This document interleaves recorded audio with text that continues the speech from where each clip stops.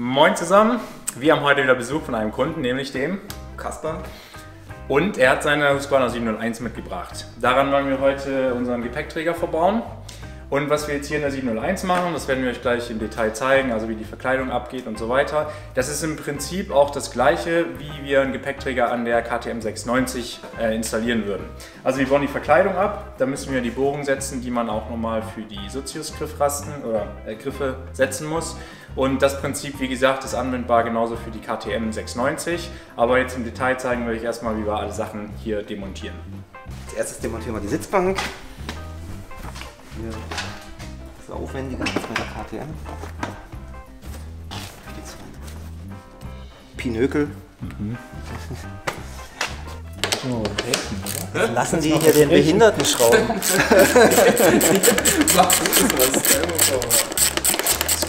Wo ist die Magnetschale?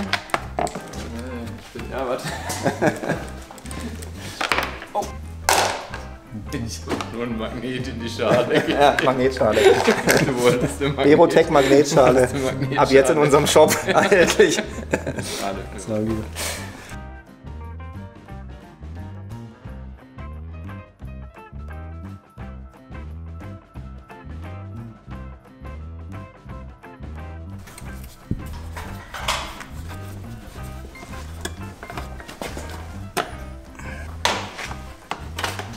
Schwupps. Zack.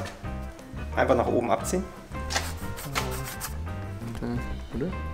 Nee, doch. Doch, ja. Da ist es. Also das Motorrad wurde nicht nur zur Eisdiele bewegt bisher.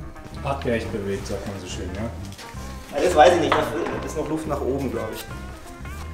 Das ist ja immer fies hier. Muss nur lang muss sein. Ich schmeiß mal rein.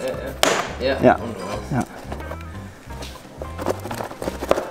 Also diese Nase hier, die haben wir jetzt von der anderen Seite hier Versenkt im Schlitz. quasi bedient, entriegelt, genau, dass wir das so rausziehen können, also von der Also anderen nicht, Seite genau, rüber. nicht mit Gewalt von vorne ziehen, dann biegt sich die Lasche nur noch mehr auf und es wird immer schwieriger.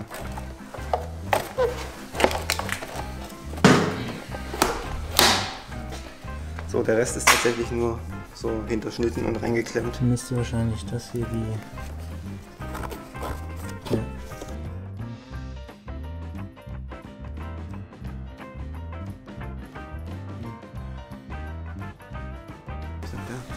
Bei KTM muss es so sein. Hier. Jetzt anziehen. Warten, bis das Benzin hochgesaugt ist.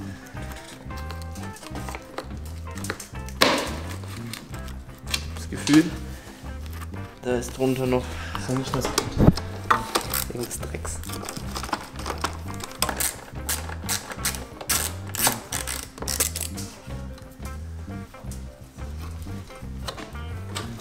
Das ist wahrscheinlich das Kabel.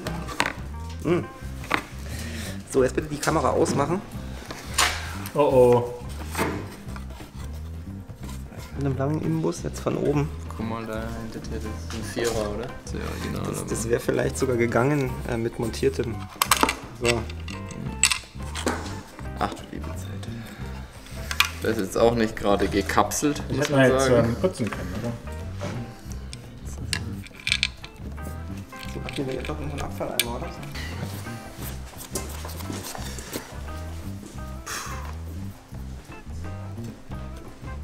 Also die Teile haben wir alle weggeschraubt, ja, haben wir auch ein bisschen geputzt und jetzt schauen wir uns mal an, wo die Bohrungen hinkommen müssen. Entschuldigung.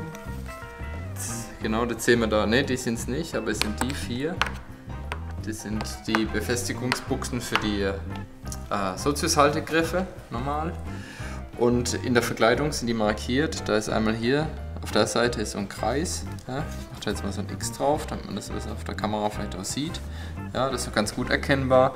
Und hier hinten sind tatsächlich nur so weiße Vertiefungen, sage ich mal. Das sieht eher aus wie so Dellen. Genau, und die markieren die Löcher. Und die würden wir jetzt einmal mit einer Pilotbohrung abbohren. Sprich, wir machen da jetzt mal ein 6er oder ein 8er Loch, bohren wir da jetzt mal rein. Und dann gucken wir, ob wir da so auf Position sitzen oder ob wir da noch ein bisschen nach vorne, nach hinten korrigieren müssen, da die Plastiks natürlich nie 100% passgenau sind.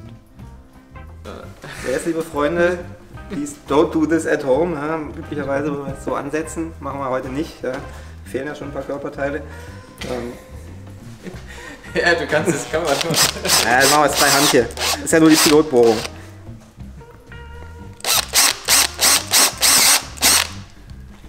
So, Schritt 1. Nicht von Husqvarna, ne? Zack. Passt. Naja. Nicht im Zentrum des Kreises, aber im Zentrum des Kreuzes. Ne, passt wirklich. Also man spürt das Gewinde des Rads. Das geht jetzt nicht, weil es unter schräg und nicht gerade. Ja, das passt schon.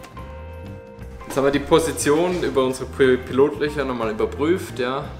Die bestimmen relativ gut und jetzt werden wir die auf unser Maß von 18 mm aufbauen.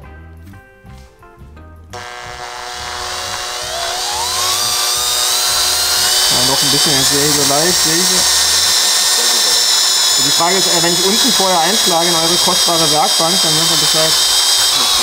Ich will gerne mal rausziehen.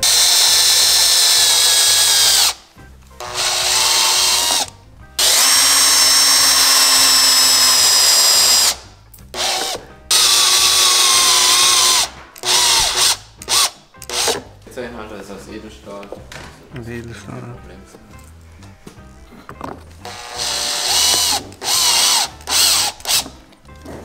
Einrastet Ja, oder so. Oh, die hat eh schon ein bisschen gelitten. Erstmal da einfädeln unten.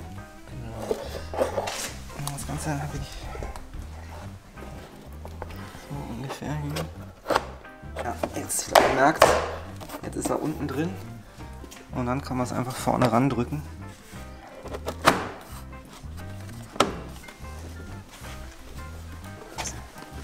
Was hier mittig ist. Hier ist das Wichtige, dass man hier Genau, das die ist Zone erstmal einfädelt und dann.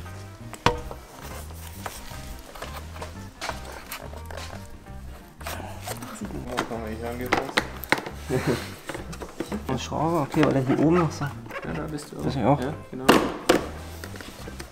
Gut. Jetzt muss man hier so ein bisschen hochbiegen. Also wenn man sich traut, mit ein bisschen Gewalt ranzugehen, dann geht es wunderbar. Also der Trick ist eigentlich hinten das Heck so ein bisschen durchzubiegen, damit es mit den zwei Laschen hinter den Zubehörkennzeichen der Träger wandert. Ein bisschen drücken. Also man sieht so, die Kunst ist das richtige Abnehmen der Löcher.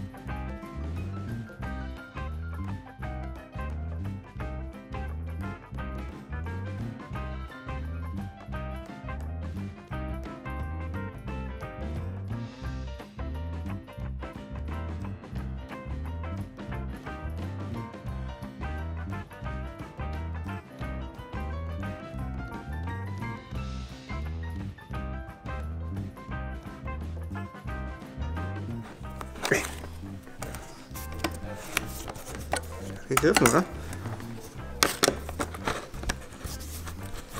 Na komm, kann man nichts sagen.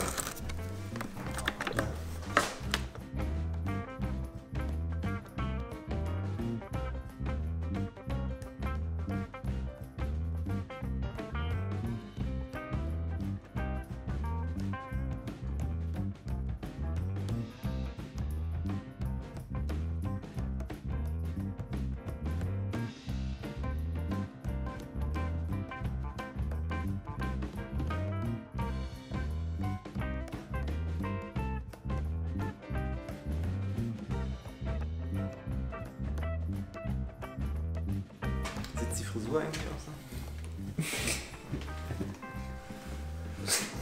Ein bisschen so mit den Dreckfingern ins Gesicht schmieren. Ja, Klassiker. Ja gut, also nach einigen Schweißperlen sitzt jetzt das gute Stück dran. Wie hat es so geklappt?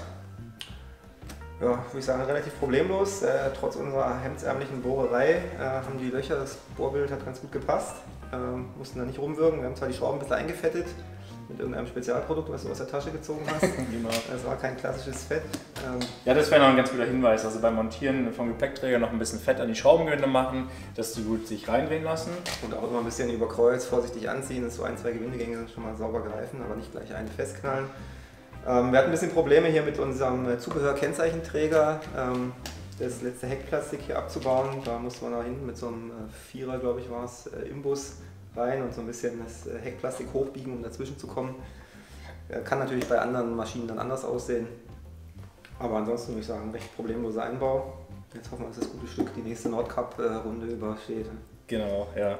Also es war eigentlich nur ein bisschen problematisch, die ganzen Schrauben zu finden, die wir abbauen müssen oder demontieren müssen von der Verkleidung. Aber wenn man die dann mal gefunden hat, dann läuft es eigentlich gut. Den Schraubenkopf von Dreck gesäubert hatte. Genau, noch ein bisschen den Dreck, den letzten Schlamm rausgepult hat und dann hoffen wir mal, dass ihr das im Video auch ein bisschen gesehen habt. Ja, dass das hilfreich ist, bei euch vielleicht nur noch ein bisschen schneller geht. Ja, aber so sieht das dann fertig aus. Genau, das ist ein Modelljahr 21, ich glaube, wir haben es noch nicht gesagt. Ja, genau. Modelljahr 21. Gepäckträger, glaube ich, in mehreren Farben erhältlich, wenn man lang genug wartet, auch in Blau. Genau. Blau ist vorrätig auf jeden Fall. Wenn Sie dieses Video sehen, ist Blau vorrätig. Ja, okay, würde ich mich bedanken. Schön, dass du da warst. Ja, hat mich gefreut, dass man es hier einbauen konnte und für die fachmännische Unterstützung. Jo, dann bis zum nächsten Mal.